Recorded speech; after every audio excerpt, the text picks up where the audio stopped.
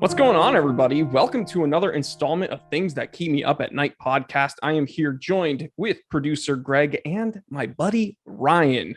And Ryan is a resident expert because, our guests are all resident experts on whatever topic we're covering for the day. And I got to say, today's topic is probably the first one we've done in the history of this podcast in which I literally, I don't even have a single frame of reference for what we are talking about, but this is going to be really exciting because I have a feeling a lot of the listeners also are probably just as much in the dark.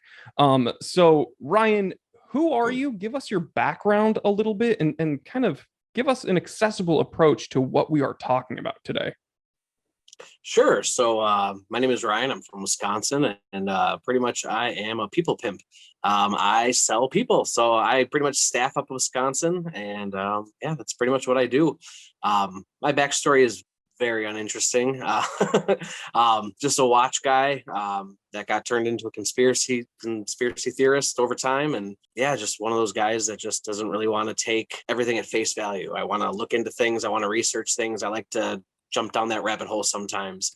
And it leads to some pretty amazing things. And this is just one of those things that kind of just fell into my lap. And it's obviously we'll get into it and we'll talk about it, but It's a very interesting topic because there's a lot of controversy around what he did and a lot of help that he did in the medical field. Mm-hmm. So it's a wild ride. The whole story is a very wild ride. So just my love for conspiracies obviously drew me to your podcast. And it was just one of those things that when I heard you talk about, hey, has anyone got any ideas? First thing, right away. I was like, so that's what I'm going to talk about. Right off the bat, you've mentioned everything he did, the things he did.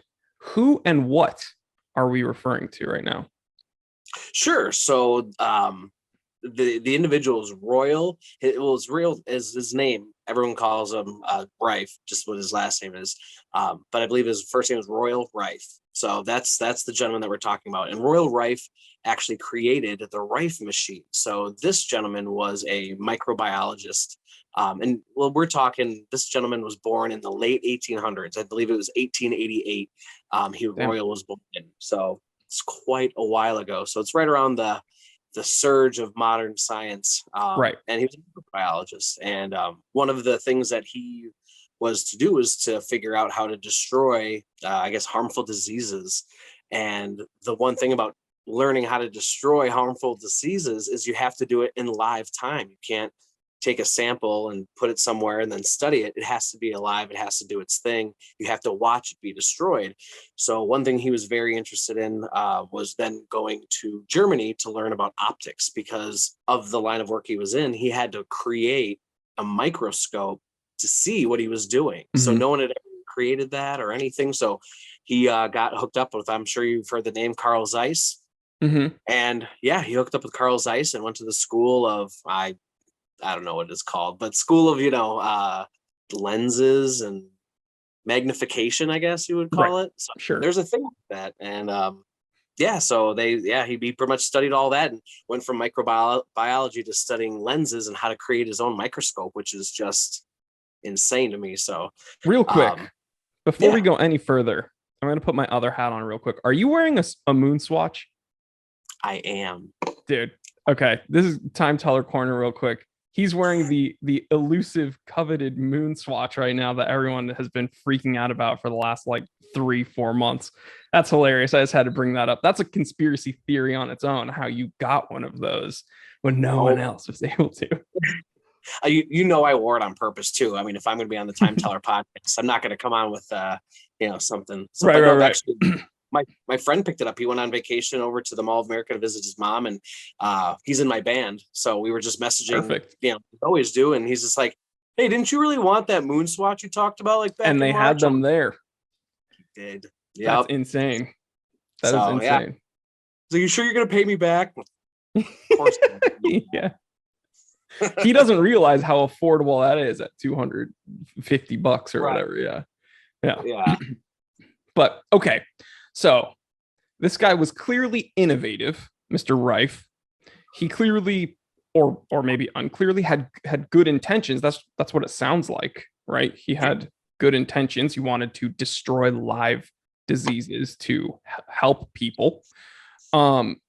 Where does it get murky, or where does it get controversial? Like, how is this being brought up in the controversial or conspiracy theory realm?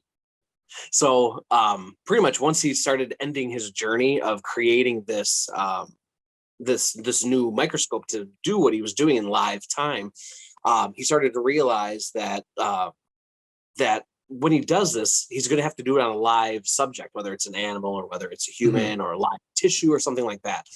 Can I make a guess real quick? Sure. Did he start like unknowingly like infecting people with stuff so that he could like study them?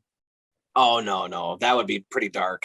Okay, yeah, because I was like, how dark are we getting here? Okay, I wanted to make a guess, but all right. That's more down the line of Lyme disease, actually, Jory. Really? Wait. Elaborate on that, Greg. By the way, people have been requesting you to chime in more, Greg. Okay, I will definitely chime in more. But yeah, no, I mean, Lyme disease is one of those things that there's conspiracies behind it, that the government, was making it, and it came from labs and all that kind of stuff. So it is kind of one of those things, kind of like COVID, where it is something that was made in a lab. There is history of it, just not a lot of people know about it, and it's only affected a very small amount of people that we know about. So it is one of those things where, they did kind of put it on people, but they started with animals and then it got out. So there's a real quick good on there. With the Lyme disease thing, is that train of thought acknowledging the fact that you do get it from deer ticks, or are they saying that like, is acknowledging that? Yeah, okay, that's because it is saying that is how it is transmitted, but that is how it kind of got out of the lab too. So so are they connected. Is the train of thought like they did gain of function research and they were testing it on ticks and stuff, and then it just got out of control? Or and it might not even have been that it was tested on ticks. I need to brush up on it a little bit myself, but yeah, I mean, there's all different conspiracies, but it just ended up being that ticks were the best carrier for it, and that's how it still is. I mean, they're saying mosquitoes and stuff too these days, so it's even worse. But now, would Lyme disease then be something that Mr. Rife would try to destroy?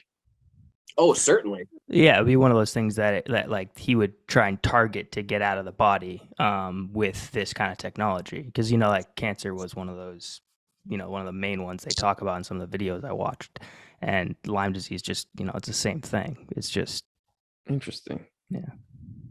So people may or may not know your personal experience with that, Greg. Do you want to bring that up or no? Oh no, I mean, yeah, I'm very open about having it. I can definitely dive more into that later. I think it connects. Like I mentioned before the podcast, that this kind of technology is similar to a kind of technology I'm using for just helping me with the symptoms of Lyme disease, and actually, moving it out of my body, holistically. Right. And this would be considered, I think, also kind of a holistic approach to curing different diseases, which is why I was very interested in it. Yeah. Put Greg on blast here, but Greg and I grew up in New Hampshire together, where it's like very rural New Hampshire. And you get ticks like I would have ticks on me all the time. We would go outside, play, we'd come back, and our parents would just check us. The thing is that deer ticks, which are the primary carriers of Lyme disease, they're like a little tiny needle point. They're like very, very, very, very small.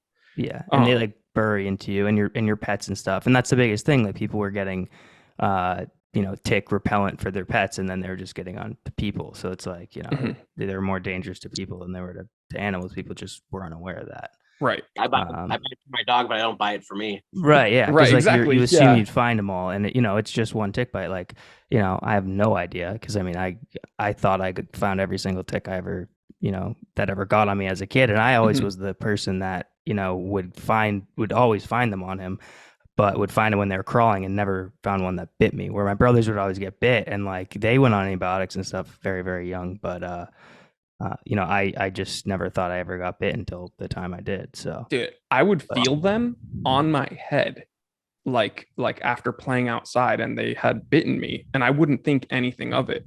Like I would just rip them out and not even think anything of it. And it wasn't until I was a little bit older, I think, when my parents told me that one of my classmates got it, which was Greg, that I was like much more cognizant of it. I was like, oh shit. Yeah, and it was just one of those things too, that it was because no one really knew about it. And I mean, we're going really deep here, guys. Sorry. But, so, no. It's but like you when I first got treated for it, doctors couldn't prescribe for Lyme disease. So like I was getting prescribed stuff for lupus and all this stuff because it wasn't technically like registered, because the DNA strand, this is all, again, I'm gonna research this a little bit more afterwards, right. But you couldn't treat that DNA strand because it was actually owned by the government or agencies that it was an owned DNA strand. So like cancer, like if they go to try and cure that or whatever, because it wasn't developed by anyone that we know of, right.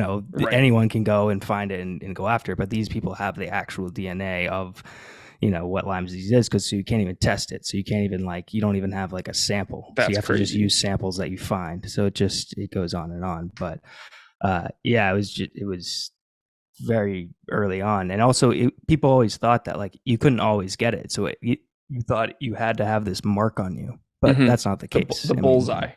Yeah. So just the fact that everyone was getting bit, and this is the late 90s, people were just like, oh, we'll take our chances. But then by the early 2000s, everyone was like getting it, and it was just people started just becoming aware of it. So but I'm actually glad we went down this tangent, because it all kind of connects. No, but to bring it back to our topic and our resident expert Ryan, when we first jumped on right before we hit record, Greg's ears kind of perked up and he was like, oh, we're going to be getting into some interesting technology that this Rife guy was into, because some of the treatments that I take for Lyme disease pertain to, they're in a similar frequency. No pun intended. Did you see what I did there? Yeah. Similar frequency. So, okay, Ryan. So Rife, innovative dude, had good intentions. I cut you off by saying I tried to make a wager. Did he or a bet, I should say, did he infect people to study them? And you said no, it didn't get that dark. So what was he doing? So pretty much, in order to do his work, he had to do it on live animals or a live subject, a human or whatever, a live sample of some sort, something that wasn't dead.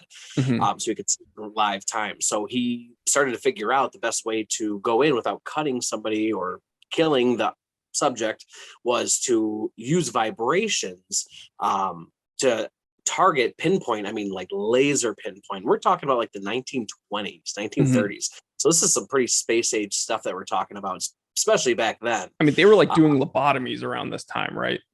Right, and bloodletting. So yeah. So for this technology to come out, it was absolutely, ridiculous. So it blew everyone's mind, and everyone obviously was very skeptical.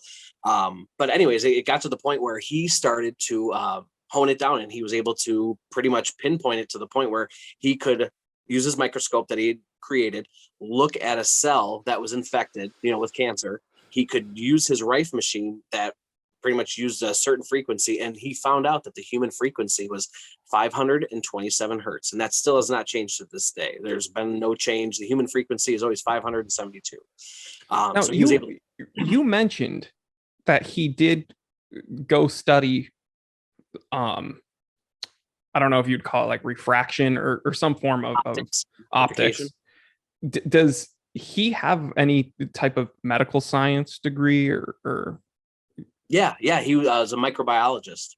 Oh, okay. You said that. You did say that. Okay, microbiology. So he was definitely in the science sphere. He wasn't just some random dude. Yeah, right. No. Right. So he pretty much figured it out. Took him a few years to pretty much hone that science down, and then he approached the medical community in small batches. He went to small hospitals that were privately funded, not government funded, and pretty much was like, hey, my name is Raymond Rife, and I have this cool machine, and I want you to give it a try. And so there was a few doctors that actually gave it a try, and obviously everyone was very skeptical. Even nowadays, if somebody came to you and was like, hey, I have a machine and it's going to cure some cancer, here you go, give it a try at your local hospital, everyone's going to be skeptical. So if someone came up to me and said that, I'd know they're lying. Do you know how I'd know they're lying? Because the CIA would have killed them already. Right? Yeah, they're a lot more proactive these days. Yeah. So pretty much over the next few years, these doctors used his Rife machine, and sure as shit, it worked, and it worked with almost 100% accuracy. Specifically with cancer? Yes, specifically with cancer. That was specifically what he was studying at the time. Now, I wasn't alive, and I don't, know. This is all stuff that I hear secondhand, of course. So this is only what I've learned. Maybe he was looking at other stuff, but cancer seems to be the one thing that they keep mentioning that he was like focusing on. I mean, it seems like a pretty big deal back then because it's a pretty big deal still today. So, right. I mean, yeah. The big C. So the big C. Yeah. So he pretty much was through his community of these doctors that he was pretty much allowing them to use this Rife machine and test. They decided to actually honor him. I forget exactly what the award was, but it was some prestigious award within the medical community, kind of like a Nobel Peace Prize, but like within the medical community, like for inventions and findings. It's like the Geneva Seal, but for instead of watchmaking, it's like for medical innovation. Exactly. Sure. I know Madame Curie got it for her, like when she figured out her stuff. I can't remember. I'm not a science guy. We're not nerds. Yeah, right. So anyways, so actually this is where things get a little murky. During that actual like coronation, that celebratory get together that they had with all these doctors and Raymond, actually the FBI came in during that celebration and actually detained him. Detained all of the medical professionals and raided his house over the next 2 days. I was going to say stole, or took, but yeah, they stole everything. They took all of his research, all of his machinery, all of his work over the last decade, all of his findings. And then they went through all the medical professionals' homes, took everything that they have, went through their practices, and pretty much ransacked everything and left Raymond Rife pretty much to rot. And they just kind of and then like once he was done being detained, like you would think the story would like, oh, he fell sick from a heartache or, or something, or, he all of a sudden died from cancer. Right. Or no, he lived off the rest of his life until 1971. He passed away in 1971. Did he do anything else in the science sector or? Yes, but very holistically, and he dropped the whole Rife thing. He just abandoned it entirely. Just done. Yep. He just threw it up. And so did anyone else? Obviously other people did, but was it like, I don't know, did they repress it? Like, did they just like take it away from him, or did he just say, hey, no, I don't want to do this anymore? Was there anything public? He never said anything public. He just, as I've read, shifted careers. Of course, the government, they very gently persuaded him, I'm sure. I just can't imagine this happening today. Like, so how many years ago was this? 1922, I believe. I feel like this totally happens today, though. No, but like, how? Like, I don't know. Yeah. So his career switch was basically into like more molecular science, and kind of like proactively using like the science that they have now and just kind of going with the stream, and just, I think he was doing like medication stuff. And I don't really know like the whole story as far as like everything after the Rife machine, but obviously the medical community was pretty up in arms about the fact that, the FBI came in and took everything, just like they were when, Tesla, that whole situation went down. The FBI came in and took everything. I mean, the guy was talking about what almost. That even back then, we're talking about 20s, 30s, 40s, right? So it's interesting that even back then, the government had the foresight to understand how important, like, being the only ones controlling cancer would be. Like, they knew how lucrative this would be, and they were like, we don't want anyone effing with our money. And so this dude is onto something, and we're going to not let anyone actually deal with the big C, because then we'll be able to be the only ones to divvy out like who gets this amount of money for research, who gets this amount of money for a breakthrough medication or this or that. It's insane, because I made the joke earlier that if someone came up to you and said, I have the cure for cancer, I'd know they were lying because the CIA would have killed them already. Right. But like, that joke didn't come from, like, I didn't make that joke up. That's like a common joke. And it's crazy that was literally happening back in the 20s, 30s, 40s with cancer. Right. It's nuts. Just a little over 100 years ago. Right. So we're talking about his sudden shift in career. We're talking about like government repression of information, because he clearly didn't come out and be like, hey, I wasn't done with this. So where does the story go from here? Yeah. What happened to the info? So pretty much, yeah, the info, it just poof, gone. And any info on Raymond or Royal Raymond Rife was completely erased. Not as like a human. I mean, obviously they didn't get rid of his birth certificate. He still worked and he still did research and stuff like that after everything. But again, yeah, he completely dropped the whole vibrational therapy thing, the whole holistic idea. And yeah, so where things get kind of murky is where all of a sudden, right around like the 50s or so, his research just poof came back. And all of a sudden it was like public knowledge. And you'll start to see, like, if you do your research right around the 50s, people started making their own Rife machines. But how? This guy was the only person. This is pre-YouTube DIY, guys. Right. So for that word to get out and for someone to specifically, I don't know, it was very weird. But even nowadays, you can Google Rife machine, you can buy one. Now, is it to what Raymond had?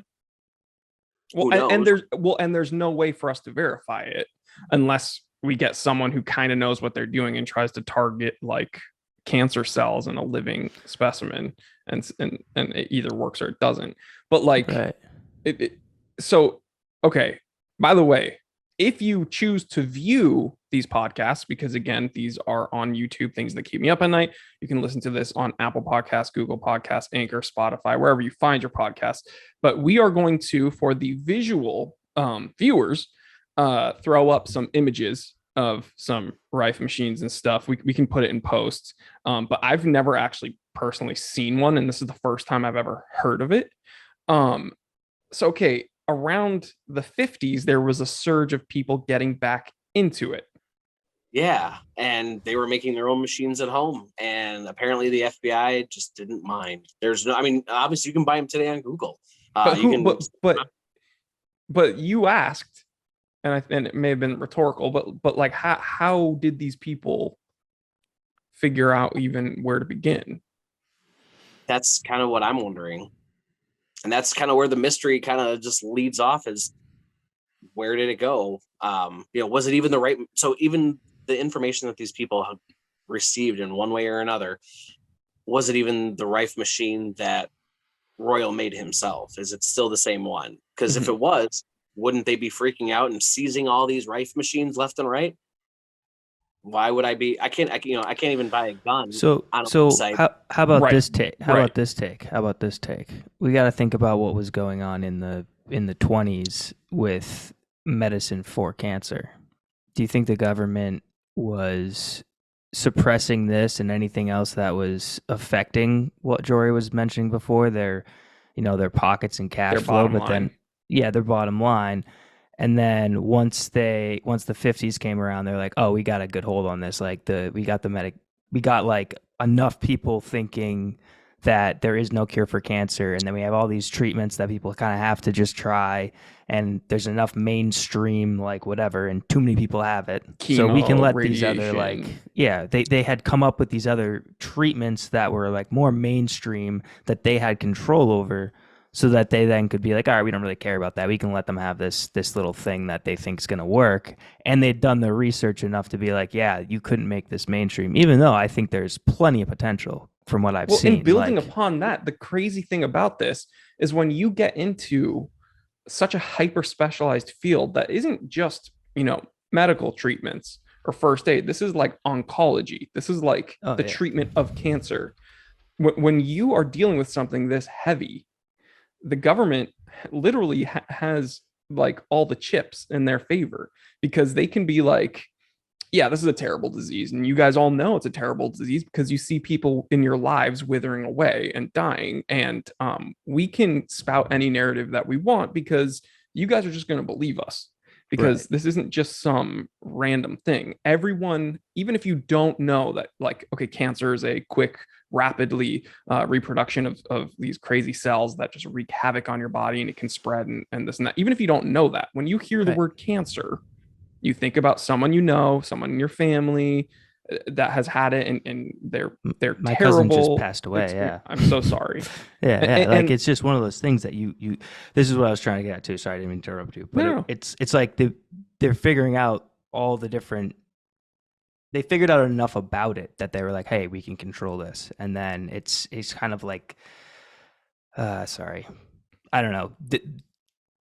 They had control over what they needed, kind of what I was saying before, and they just could understand that, yeah, cancer does kind of spread, and there's way more things that come into it than just what we thought in the 20s and, before then, that we can really do whatever we want and just pull the curtain over people's eyes without them even noticing because of how scared they are at this exactly point in time. That's kind of what I was trying to touch upon. Yeah, I'm sorry, I didn't mean to interrupt you. You are scared of cancer fear. Because you see what it does, even if you don't understand it. You see what it's doing, and you understand the implications. So that when a governing authority says, like, this is really bad, so you should do our treatments, whether it be radiation or chemo, or you should be taking these pills, you're probably not going to argue with them, because you're like, man, this sucks. Yeah, I'll do it. Like, there's no cure, so I'll do what they say. When in reality, there could be a cure under our nose, but they've perfectly spouted out this very believable narrative that there isn't a cure, and we're just treating it as we can. That maybe the government was kind of what Greg was saying, was just like, yeah, we're fine with these Rife machines coming out because no one's going to believe it anyway. Or know how to operate it, or we gave you a messed up version that is missing that small little thing that actually the one thing that makes it work.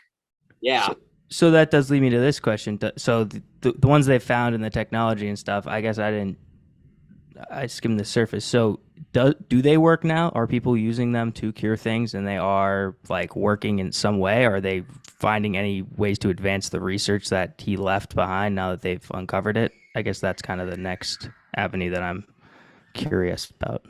Well, when I was looking into it more recently to, discuss more on the podcast, because obviously I kind of just skimmed the surface too when I first had heard about it, looked into it a little bit, and then moved on to the next conspiracy. So when I did a little more research on it yesterday, even I was at work just scrolling through the desktop, and it was very difficult to find something that wasn't a TED Talk.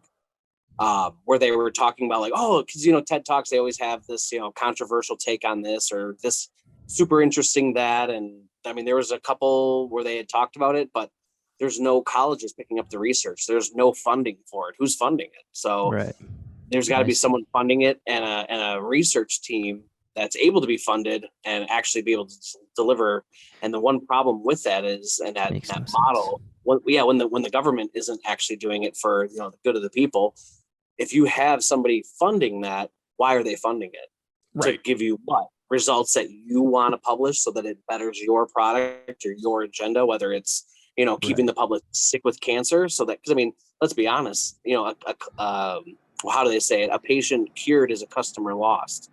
So why would they want to, that's so harsh. And this was, this is a very, I don't want to get too controversial. Like it sucks that there's literally things like, because of the climate that we live in, which we live right now, like there's certain things that we can't, because there's a new big C right now, which is COVID, right? But what I was going to say is this is, or censorship. Yeah, it's crazy. But this is very, very relevant, because that was kind of the goings on with the whole pandemic. And by the way, I just want to say this right now. Joe Biden did just say like 2 nights ago, the pandemic is over. And now people left and right are freaking out about this. So anyway, so I guess the pandemic's over, so I can kind of say whatever I want now, right? Isn't that how it works, YouTube? I feel like people have been saying it for a while. But what I was getting at is what you just said is a patient cured is a customer lost. That's what everyone was talking about during the pandemic. When it finally came out how many bonuses essentially hospitals were getting for admitting patients with COVID, like COVID positive patients. And then you find out like down the line, like, okay, we're going to swab everybody that comes in. Even if you come in with a broken arm, we're going to swab you. And if you get tested positive for COVID, we get this much money. If you get admitted with COVID, we get this much money. If you get put on a ventilator with COVID, we get this much money. And if you die with COVID, we get this much money. And so then that was kind of the first time some people had their like eyes open to the fact that hospitals are businesses. That's why the people in charge of hospitals aren't typically doctors. They are businessmen. They are not. Right. It's not like the person in charge of the hospital is the stethoscope wearing, white lab coat wearing guy that's like, all right, people, how many patients do we have? All right, we got to get those people out and let's look at these treatments. And then, what medicines do we have? No, it's some dude in a suit being like, how many patients do we have? Oh, we have empty beds, fill them up, because it's like a hotel. If we have an empty room, we are losing money that night. Mm-hmm. And again, this is going to get me canceled because I brought up COVID, but but it's like same with rehab, same with other examples like nursing homes. It's the same thing. So it's like you can go down any path, and anything's incentivized by money if it's a business. So well, I mean that's it's the government too. It's like it all comes back around. Right. Everything's a business. It's all a racket, as they say. Like it's literally all a racket. Wait, but so did we get an answer to this though? So like, is it curing people at all? Yeah, are people using this to some effect? So I have seen, and when I did a little more researching and stuff, I had to dig through some Discord stuff. But I apologize for making you do that. But from what I've seen, there are independent parties that are actually curing cancer and other diseases with these Rife machines. They're in other countries, not in the U.S. Right. And I did want to bring up too, and I can't remember exactly what it was, but there's a certain Australia came out probably like right around when my son was born. I want to say 2019 or right at the end of 2018. They were talking about the cure for cancer and that they had 100% effectively gotten rid of cancer. There was only a couple ones that were super invasive that I think it was like pancreatic and something else that they couldn't solve. So like the worst one. Yeah.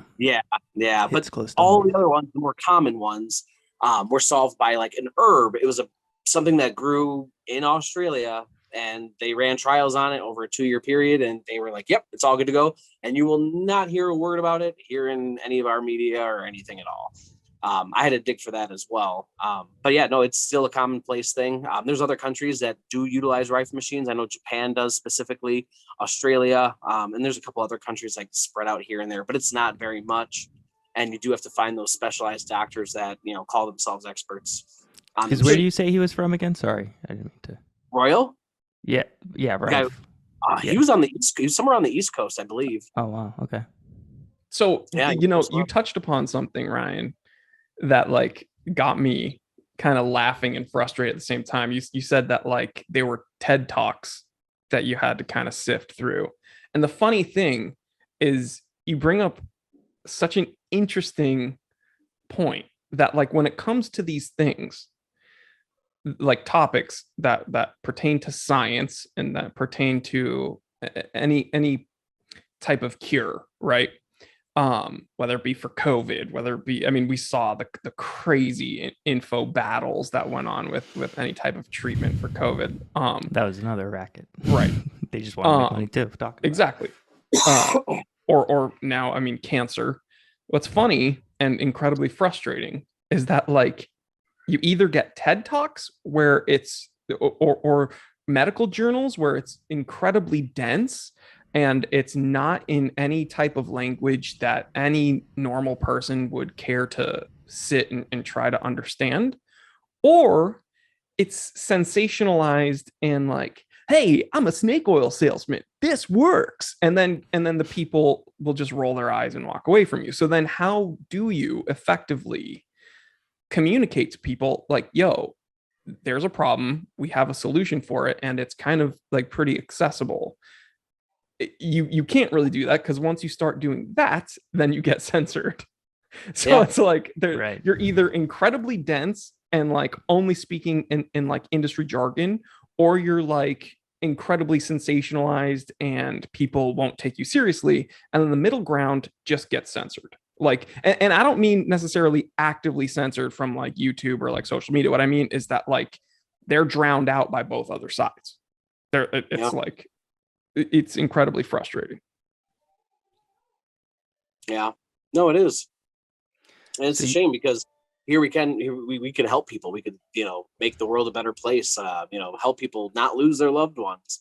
But instead we'd rather focus on money, which seems to be the rhetoric for the last, 200 years now, it seems. Since as long as any form of currency was ever developed. Yeah. So what is your, I know that you right off the top, you were like, I am not an expert on this, but what is your personal opinion on the matter? So number one, what do you think the government's intention was? Number two, do you think this ever really worked? And number three, do you personally think there's something to this? Well, I'm glad you asked that, because I mean, the conspiratorial hole goes rather deep, and it goes in multiple directions. Well, take us with you, bro. Yeah, let's go. Well, then allow me to preface with, I am certainly not your hippy dippy type of guy. I'm usually a very logical, well-rounded. I like to look at things with a grain of salt. Look at things on both sides. But you know what, dude? I'm glad you brought this up. I wanted let me interject here real quick. You mentioned that you were a conspiracy theorist at the beginning of the episode, and so am I. And it's because conspiracy theory, if you look at the definition, it's not actually, it doesn't say anything about like you being like a dumb, weird idiot. It just means you have a belief that something is going on within a group of people, like behind closed doors, like covertly. And not everyone knows about. Greg, pull up the actual definition so we can read it. Conspiracy theory. But what's funny is when I first pitched this podcast in one of my episodes, so I think we uploaded the first episode of the podcast, and I pitched it on the Time Teller channel, and I was like, hey guys, we sat down with a 9/11 conspiracy theorist, we sat down with a moon landing denier, and we sat down with an armored car guard, and I'm really excited to get into a bunch of different topics and a bunch of other conspiracy theorists.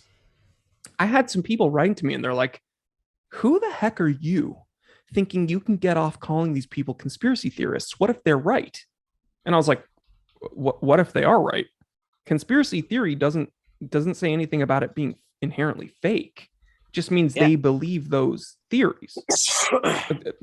So I'm glad that you are here saying, like, I'm a normal person. I try to look at both sides. I try to be as logical as possible, because my goal with this podcast, not only to entertain people, not only to interact with awesome people like Ryan here, it's also to educate others that, like, being a conspiracy theorist doesn't mean you are a tinfoil hat wearing, like, anti-Semite that believes Jews are like reptilians. Like, you can be a very normal person that just happens to not believe the mainstream narrative. There's nothing wrong with that. You can be an educated, intelligent, decent, fun person.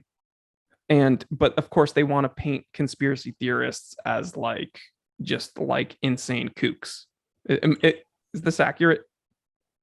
Yeah. No, you're 100% right. And I mean, I don't want to touch too much because we don't want to get too controversial or anything, but I feel like the term conspiratorialist or conspiracy theorist or whatever you want to call them has only been painted in such a negative light as of recently.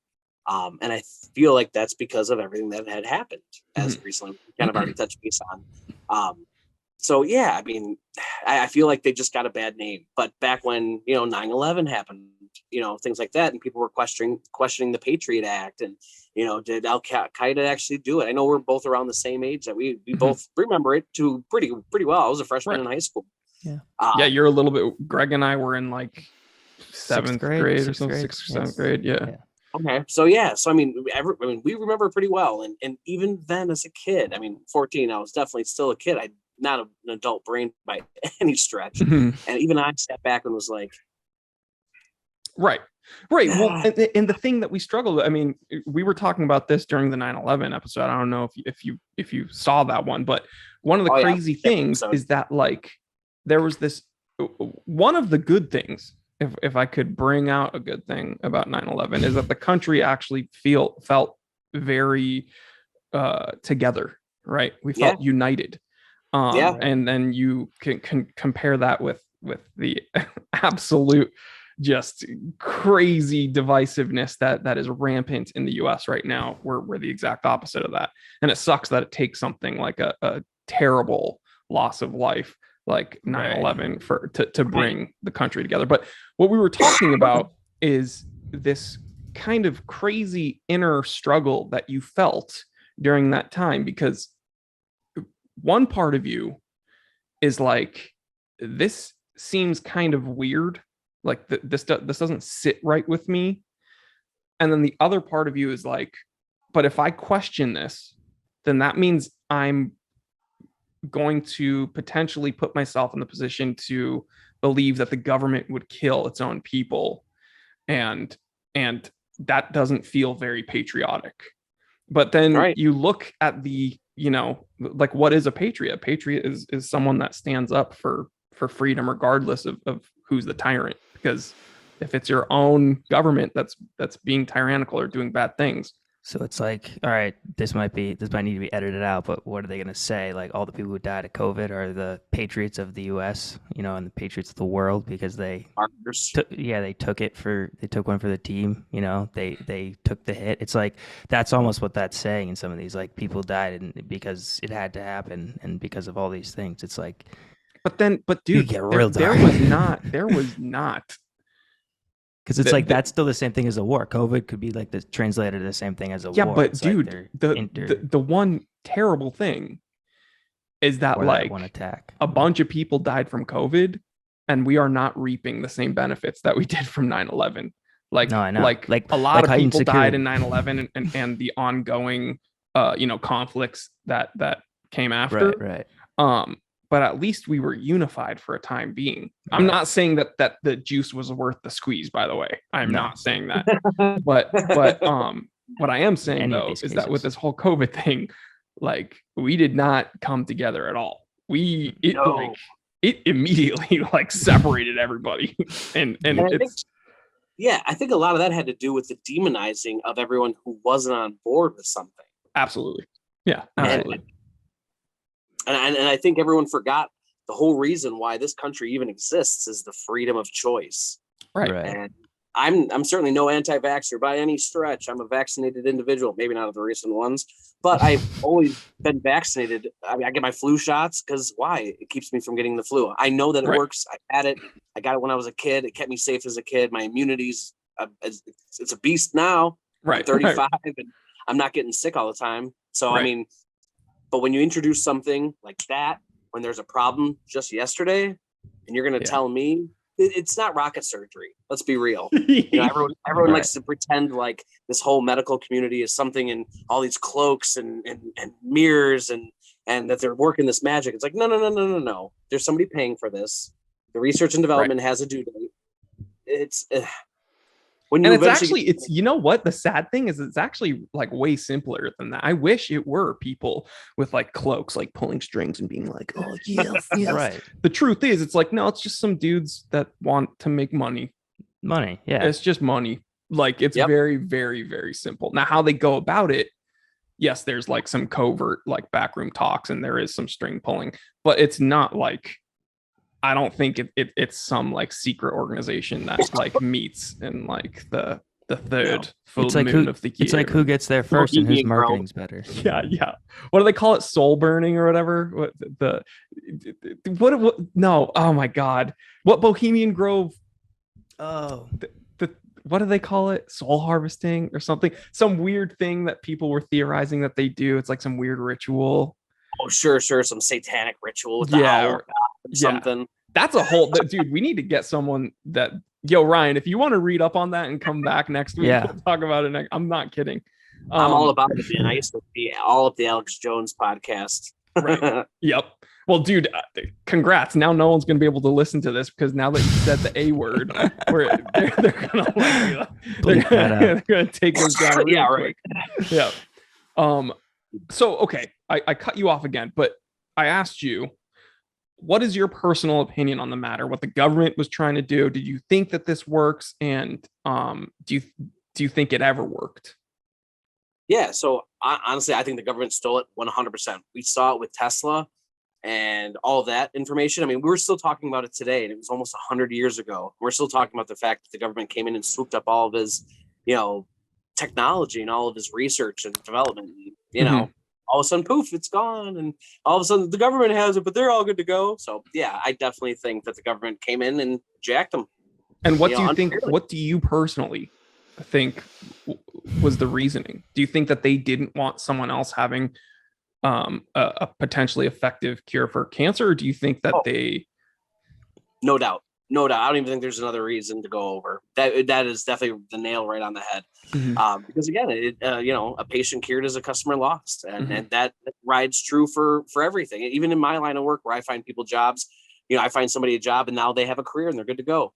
It's just the nature of my career. That's why I have to continue selling. That I mean, it's silly to say because it's two completely different fields, but it's the same mentality. I have to keep making money for my family. Sales are pretty simple across the board. I mean, you have a commodity, someone needs that commodity, you sell that thing, you get money. So for instance, everyone talks about, and I hate to go back to the COVID thing, but everyone talks about like, oh, they did it for the good of the people. They made a vaccine to help us out and keep us safe. And yeah, of course, I would love to believe that narrative, but then why'd they make three? Why would you put that much money into making three separate ones that have separate intervals, that have separate, some of them you can get just one shot. Somebody had to do two shots. So the technology behind everyone, Pfizer and Moderna or whatever the heck their names were, all those different ones, different research and development teams that were separately funded. If we were doing this for the good of the people and this was funded by the government, like it was propagated to be so, then why the hell was just three? You only need one to get the job. So, but going back, yeah, I definitely think that the government came in, stole the information, and they tried to backwards engineer it. They tried to figure out how it worked themselves without involving Raymond Rife. And just like, I won't get into the UFO thing. That's a whole other topic. We just spoke to someone that claims he saw three. The same. Yeah. I'm not to get way off, but I do have I have some pictures. They're not anything like, whoa, they're not going to blow your mind. But during the lunar eclipse of 2018 or 17, no, it had to be 2017 or 2016. Me and my wife were working at a plastics factory. We all stepped outside for our break, and I took pictures of it happening. But it was cloudy here in Wisconsin. Go figure. Of course. But I took one of those like snapshot pictures where it takes like 5 pictures within like a second. And I was just taking a picture of the eclipse behind the clouds. And it was like, I took like a ridiculous resolution. I think I did like 4K, like 2000 by something. It was ridiculous. But my wife was looking at the picture and she found in that second span, and I'm looking at the sky, by the way, from the ground, from left to right, these images that were taken, you can see this little black dot go from like left to all the way to the far right. It was no question that flew across the sky, maybe like 150 miles span, in less than a second. Wow. And I still have the pictures and stuff. I still saved them. It's a little dot though, but just the. We're good. No, yeah, we will talk to you about that for sure. And I would love to know your opinion on extraterrestrials and stuff, but we'll do that next week. Yeah. We'll get back on. Yeah, the government definitely took that. I totally agree. Now, I do think it works. I definitely think it works because they're still selling machines today. I mean, there's countries touting, like we mentioned previously, there's countries touting that they have this technology and that they can use it. Now, are they using it in all of their mainstream hospitals? No, you're going to have to find the specific doctor that's advertising for it. But I definitely think it works. But this kind of brings me into your second question about, where your second question was like something about where I kind of fall in with like the whole, do I think that this works and stuff? Right. Yeah, I definitely do. One thing that like how, Greg was talking about before, that magnet therapy that he does, there's been other vibrational therapies, and the idea that the human vibration frequency is at 527 hertz is a very interesting fact. And when I looked into that whole situation, now that's a whole nother rabbit hole.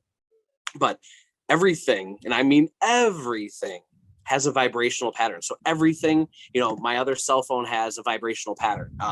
This watch case that I has, it's plastic, but my wristwatch has a vibrational pattern of 28,800 BPH. So I just want to talk about that. It's using a Sellita SW200 just some watch brags. Humble brag. Humble brag. I love it. But yeah, no. So the whole vibrational idea, I think is very interesting. I mean, the fact that molecules, obviously, we know, we all remember. So, are you saying that because I'm an idiot?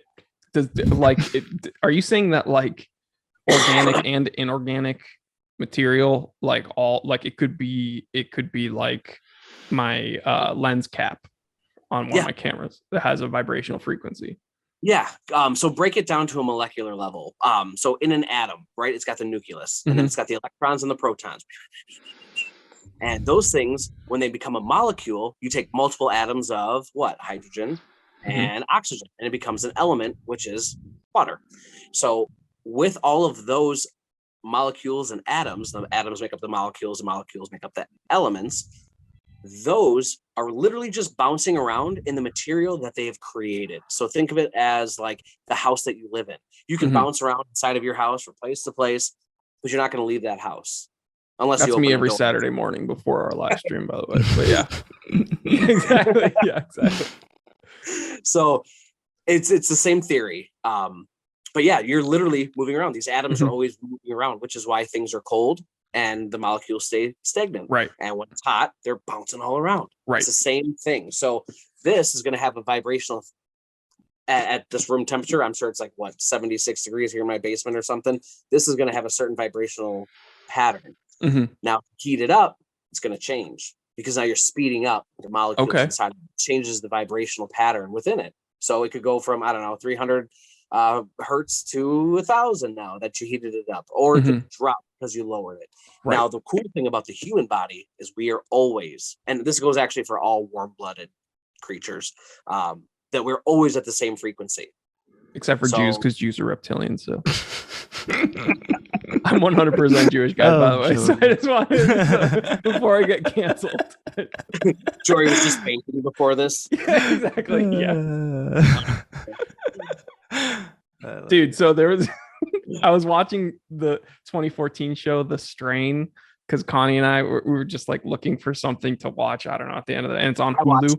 And it was really funny because like when the infected, this isn't like a spoiler, don't worry, we're only on like episode 2, but like when the infected people are infected, it shows them having those like side eyelids like reptiles, and this little girl who was infected, and she's like the zombie, it showed that she was infected because like her eyes went like with like those like reptilian like eyelids, and I stood up on the couch and I was like, she's Jewish, and Connie was like, why do you always make this joke?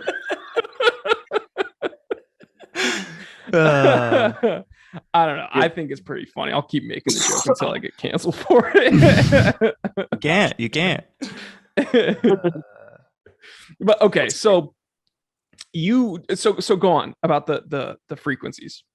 So yeah. So yeah, all warm-blooded creatures have their own frequency. Humans specifically have the 527. So that's just what our frequency is. So that's cool that we know what our frequency is. Now, what can you do with that technology and that information that you know? So great, we're at 527.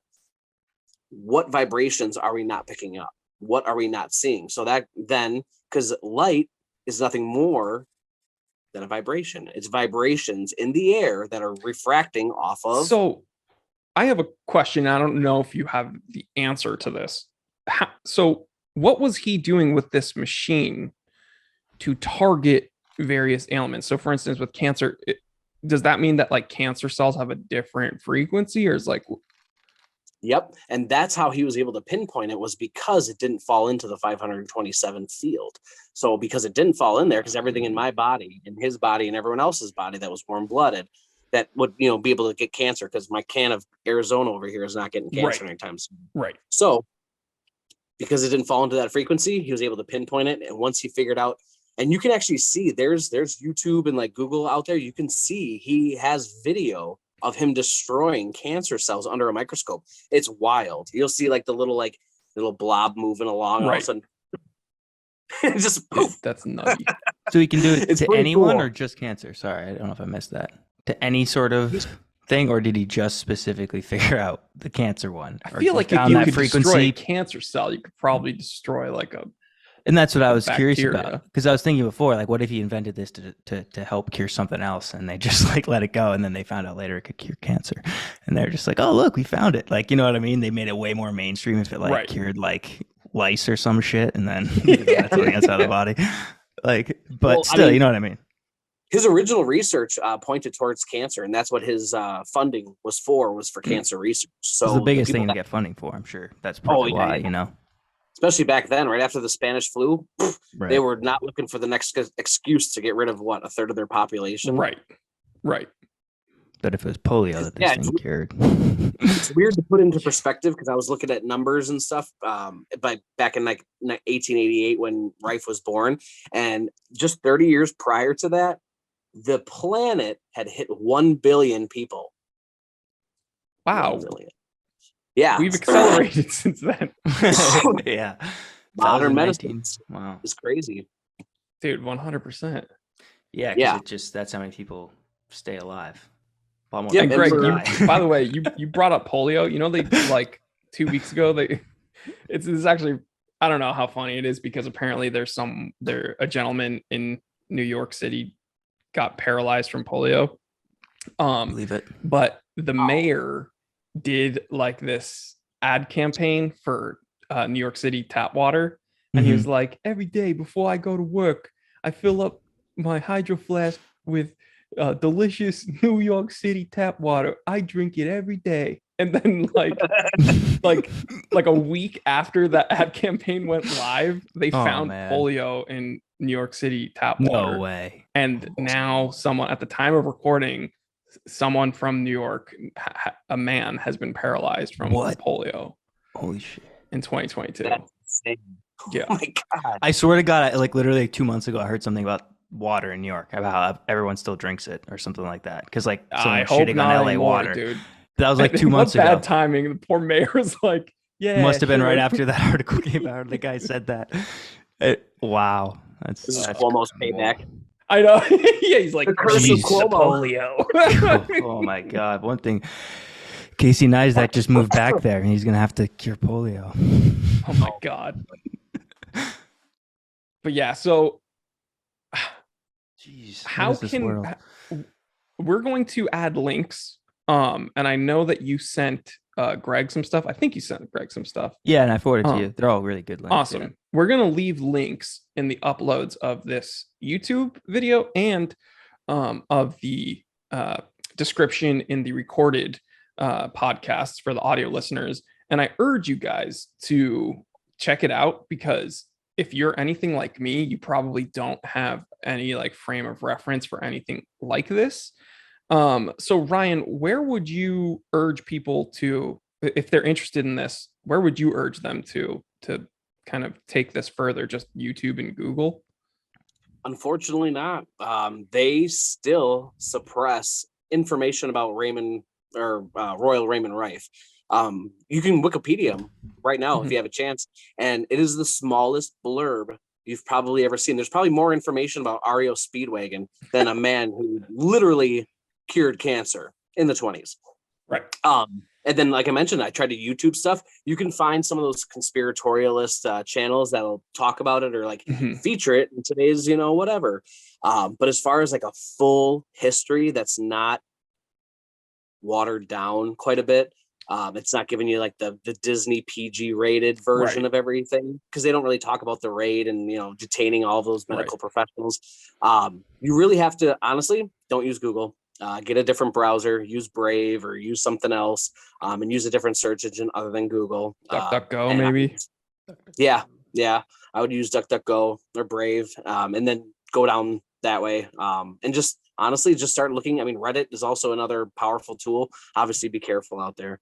But Oh God, I had Ryan dealing with freaking Discord mods and Reddit moderators, just the scum of the world. I'm sorry, Ryan. God. I did not mean to put you through that. There's a bunch of dudes with fedoras being like, actually, milady, Royal Raymond Rife was a virgin also, so it's cool that I'm a virgin. Yeah, right. So I mean, there's so much whole segment of people that love fedoras. God. I don't think I've ever owned a fedora. Like the worst part is like I'm a metalhead at heart, so like all of my hats are like Suicide Silence or like Cannibal Corpse or something like that. So whenever I have a hat, it's always something like that. Until my wife bought me my Flyers hat. It's like, you love you got the flag behind you too. Oh yeah, nice. I was born in Delaware, so that's spoiler. Right. But when I moved here, I'm like, where the hell's the hockey team? And my parents were like, we have the Admirals. Makes no sense. I lived there too, and I was like, what, basketball? I was like, that makes no sense. Right. And now here I am living in Milwaukee where they just won last year. Holy cow, that was nuts. So I won't talk about my Flyers. We'll just So okay. Urge people to search this using probably not Google. Is there any book or documentary that you know of that people could find? Did you honestly, where I had heard about it first was like the whole vibrate. It was like a holistic. So I said that I'm not one of those hippy dippy. I'm usually more logical kind of thinking guy. So I have a lot of hippy dippy friends. Like I said, I'm in a band, so I'm a musician. So all my art buddies are very, you know. Right. Yeah. No, I get it. Yeah. So we live in LA, bro. We get it. Oh, yeah, that's right. That's right. Yeah. Oh, you know. Yeah. So yeah. He pretty much was like, hey man, you can do all this cool stuff with vibrational therapy. And he had like these like hand vibrator things. I didn't hold him in my hand because I wasn't exactly sure where he got it. He had these like pill looking things that are like, probably like the size of my middle finger. Like I think he might be using those for something else. Yeah, he's like, oh, they vibrate super hard. And of course, dude, I mean, we were hanging out with all our buddies, and he's like, man, look, watch this. He's shaking in his hands, and I'm like, dude, you might not want to touch those before you sanitize them. So here, you hold them and tell me how your hands feel afterwards. Like, I'm good. We're in an alley in Milwaukee. Yeah. Vibrating. I'm like, dude. And by the way, we're one of the smallest white groups of people here in Milwaukee. Right. If you know anything about Milwaukee, is definitely a special one out there. So I'm just like, dude, what are you doing out here? Like, quit handing me stuff. And I don't know where it's been, and then he started talking about the whole Rife machine, and that's kind of when I could see the look on his face change. And he was just like, no, man, I'm and serious. He was like serious. Yeah. And so he had shown me some stuff, and he showed me a VHS of like this lady. Wow. I mean, this is the most stereotypical Miss Cleo wearing like the floral dress and like, whoa, come with me and I'll show you how to save yourself. Right. Wow. And I'm just like, where the fuck did you get this VHS, man? He's this like a step weird. Away from a breatharian. Like those people that believe you can just get sustenance from breathing. He's the one who also turned me on to the Silver Legion. Oh wow, that's a whole nother story. Oh, boy. I don't even know what that is. Yeah, I don't. Dude, sounds intense. I found actually, so there's a whole following on YouTube about the Silver Legion. So when he told me about it, it reminded me of some like Jim Jones stuff. Like religious, like wacko religious stuff. I thought we were talking about like some metal militia, like dudes on dirt bikes with like spike helmets and stuff. No, we're talking like this actually goes back to the 60s and one of the quietest like religious like cult sects of the United States. I swear, just go on YouTube after this and just type in the Silver Legion. You'll be surprised what pops up. It'll be like a VPN on. Oh, playlist. Yeah, right down the Silver Legion. And then he actually had original publications from the 60s that his mom's uncle had given her. And so they were like these old ass, but like the Voynich code looking shit. And I'm just like, I'm looking through this thing and it's like the silver lining of the soul is uplifted through the clouds and into the ethereal plane of this, and I'm just like, what am I reading? No suggestions on Google. It doesn't give you any suggestions. If you type that in, it doesn't there's no drop down. It doesn't suggest anything else. Yeah. I'm telling you, man. Nuts. Now try YouTube and put in the Silver Legion religion, or I'm hitting enter. Yeah, exactly. Gotta put a VPN on. We'll get a VPN and then we'll, you know what? Let's wait until we're sponsored by a VPN before we start using it. Yeah, that's good. Nord. Yo, notice us, Nord. Yeah, right. So, dude, so we've been talking for actually over an hour, almost an hour and a half. Ryan, I ask this to everyone. All right. Regardless of what we were talking about today, if this could be the last recording you ever make, and this isn't a threat, by the way, just kidding, we're the FBI, we know where you live. Yeah, exactly. The lights cut out. No, if this is the last recording you ever make, what advice would you give to the audience? Doesn't have to be about vibrational frequencies or holistic treatments. To make it short without talking myself out of existence, I would say, we literally had someone say, eat your vegetables. So eat your vegetables. Okay. Yeah. Anything. I'm going to go the more peaceful route, because as I've journeyed into my 30s, that's kind of the route I've been, instead of the angsty 20-year-old I once was. Same. Empathy. If there's one thing that I can say, is putting yourself in somebody else's shoes truly has opened my eyes and my heart to what the good of the world is, because no matter what you're in, whether it's a sports team or a club or a group of friends or a school or whatever it might be, there's always going to be bad apples. Mm-hmm. We have a lot of people here on this planet. There's always going to be bad ones. So use that empathy to find the good ones and hold on to them. Amen. Love it. Thank you. Well, Ryan, you mentioned you're in a band. Do you have anything that you'd like to pitch? Where can our audience find you? Oh, of course. Check us out on Facebook or Instagram. The name is Aokigahara. So if you're familiar with the Suicide Forest of Japan, it's spelled the exact same way. Awesome, dude. And yeah, we're a slam band out of Wisconsin. You know, everybody loves slam. Heck yeah. Wisconsin! Dude, fans of Devourment, Disgorge. We will leave information on that in the description as well. So please check out Ryan, support the people that support us.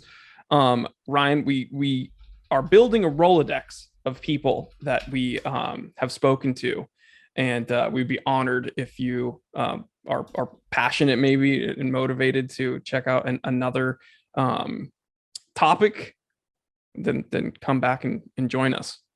Certainly. I'd love to. Awesome, dude. My video just cut out for some reason. I apologize, but you guys can still hear me, correct? Yeah. Oh, yeah. Awesome. Well, guys, thank you so much. Ryan, thanks for hanging out with us. Again, please subscribe on YouTube.